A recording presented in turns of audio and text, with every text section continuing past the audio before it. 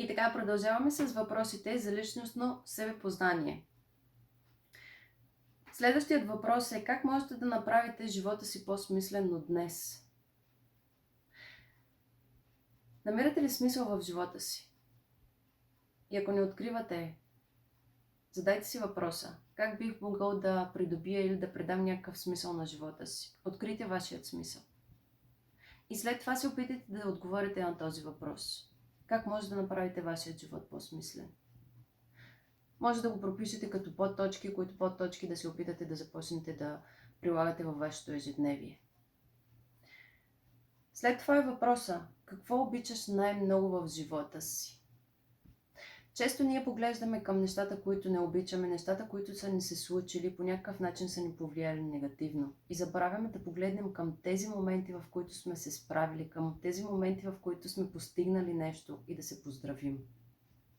Помислете се, кое е това, което обичате в живота си? Кое е това, което ви кара да сте благодарни? Кое е това, което ви изпълва с енергия, което ви кара да се усмихвате, което ви зарежда от вашия живот? Направете си списък с вашите постижения, какво сте постигнали.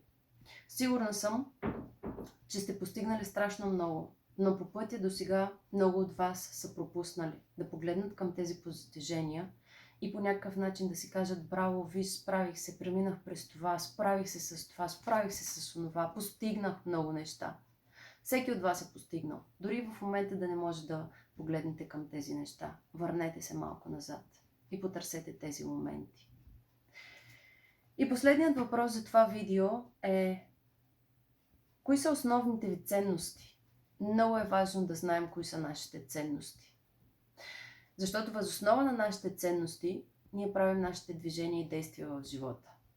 Пропишете кои са вашите ценности. Ако имате проблем с прописването на ценностите, пишете ми в коментарите и ще ви дам списък, за да ви е по-лесно. Списък от ценности, чрез който вие ще осъзнаете кои са вашите ценности. Преоткрий себе си, последвай ме, очаквайте продължение за следващите въпроси.